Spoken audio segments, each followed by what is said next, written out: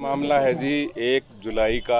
हरपाल सिंह नांडोडी गांव के निवासी हैं जो फिलहाल सेक्टर 3 में 301 नंबर कोठी में रहते हैं। वो शाम को सब्जी लेने के लिए घर से निकले थे और ये कह गए थे कि 15-20 मिनट उनकी अपनी पत्नी को कि मैं वापस आ रहा हूँ सब्जी लेके, और उसके बाद वो पूरी रात घर नहीं आए। अगले दिन सुबह रोहतक से फ़ोन आया कि हेमराज नाम का एएसआई बोल रहा हूँ और आपके पति को हमने गिरफ्तार कर लिया है और इसके अंदर एनडीपीएस एक्ट के तहत इनके पास अफीम पकड़ी गई और उनको गिरफ्तार कर लिया गया है। उसके बाद हमें नहीं पता था। उसके बाद परिजन जो है वो कोर्ट के अंदर गए, जैसे 24 घंटे के अंदर मेडिकल करवा के उनको मेडिकल करवाया गया।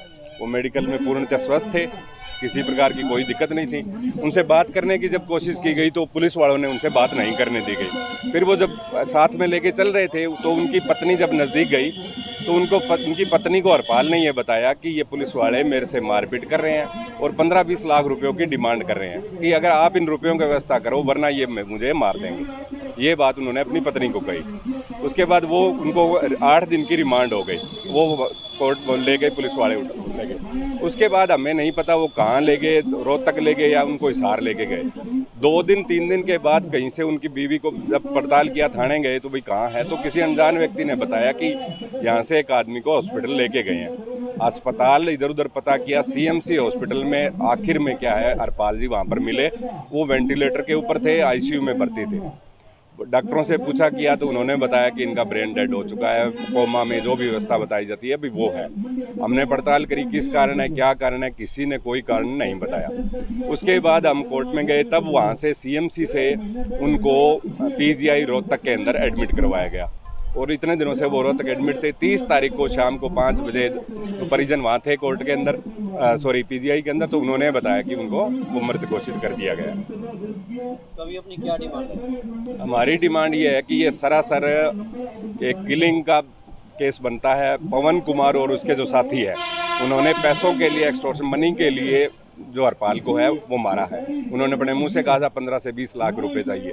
दूसरा, जो झारखंड से रवि रंजन नाम का जो व्यक्ति पकड़ा है, उससे कभी भी किसी फ़ोन से, टेलीफोन से, मोबाइल के माध्यम से कभी भी हरपाल की कोई बात नहीं हुई। दूसरा, हरपाल को उन्होंने ये बताया कि हरपाल की जेब में 1500 रुपये टोटल थे। 5 किलो अफीम का वो बता रहे हैं, 5 किलो 800 ग्राम अफीम का वो मामला बता रहे हैं और उनकी जेब में बता रहे हैं कि 1500 रुपये उनके पास थे। इसके अलावा आज तक हरपाल के ऊपर किसी भी प्रकार का कोई केस, कोई प्रकार का दर्ज नहीं हुआ। दूसरी बात, अगर एनडीपीएस का एक्ट दर्ज हुआ है, अगर पुलिस, वो एक आरोपी थे, पुलिस को मारने का अधिकार बिल्कुल नहीं है। ये हमारा देश के अंदर पुलिस स्टेट नहीं है कि वो किसी को जान से मार दे।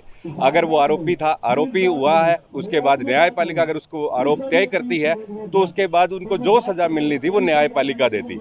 ये सरासर सिर्फ और सिर्फ पैसों के लिए। पवन कुमार ने, इससे पहले भी पवन कुमार के ऊपर 4-5 केस दर्ज है। बुड्ढा खेड़ा के एक आदमी है जिनकी, उसके बाद ये घटना हुई है कि उन्होंने उनकी 4 उंगलियां तोड़ दी और उनकी गुदा के अंदर ग्रीस भर दिया, जो बाकायदा हॉस्पिटल में डॉक्टर ने निकाला है। ये बाकायदा सबूत है। वो इस प्रकार के वो काम कर रहा है, अभी भी वो सब चीज़ें प्रभावित करने का कर रहा है। हमारी मांग ये है FIR दर्ज हो पूरी टीम के ऊपर और उनको गिरफ्तार करो। उससे पहले हम डेड बॉडी नहीं लेंगे और उनका अंतिम संस्कार नहीं करेंगे। हरपाल पर आज से पहले कभी कोई थाने में कोई किसी भी प्रकार का कोई मामला दर्ज नहीं है। हरपाल बुन्ना रोड के ऊपर दुकान थी, गाड़ियों के सेल परचेज का काम करते थे और साथ में प्रॉपर्टी डीलिंग का, यहाँ सेक्टर में ही मेरे साथी एक और है, उनके साथ मिलके कोठियाँ बनाने का काम करते थे। अभी भी कोठी का काम चल रहा था उनका। फतेहाबाद हुड्डा सेक्टर में 301 नंबर कोठी में रह रहे थे। बिल्कुल मैरिड थे। उनका एक 10वीं क्लास में बच्चा पढ़ता है, एक ही बच्चा है, मैरिड थे। पुलिस मामला क्यों नहीं दर्ज कर रही है? आपको क्या लगता है? पुलिस के साथ मिली हुई है, सब उनको पता है किस प्रकार का। कल हम IG से भी मिले थे, उसके बाद उन्होंने 176 के तहत CGM जो है वो उन्होंने कार्रवाई करी, उन्होंने बयान लिए थे। तो हरपाल की पत्नी जो श्रीमती सुमन है, उन्होंने अपने बयान भी दर्ज करवा दिए, उनको बता दिया। लेकिन हमने उनको CGM को भी साफ साफ कह दिया कि जब तक इनके ऊपर FIR दर्ज नहीं होगी, तब तक गिरफ्तारी नहीं होगी, तब तक वो करेंगे। और एक इसके अलावा 7 तारीख को जन्माष्टमी के ऊपर जो पूरे हमारे बिश्नोई समाज का सम्मेलन होता है हिसार मंदिर के अंदर, वो सम्मेलन 7 तारीख को जन्माष्टमी के दौरान होने जा रहा है। उसमें मुख्य अतिथि माननीय मुख्यमंत्री महोदय है। अब मैं आपके माध्यम से ये मुख्यमंत्री महोदय से अपील करता हूं कि हमें न्याय दिलवाया जाए, वरना मजबूरी बस जहां उनको मुख्य अतिथि के तौर पर हम बुला रहे हैं वहीं हमें उनका विरोध करना पड़ेगा।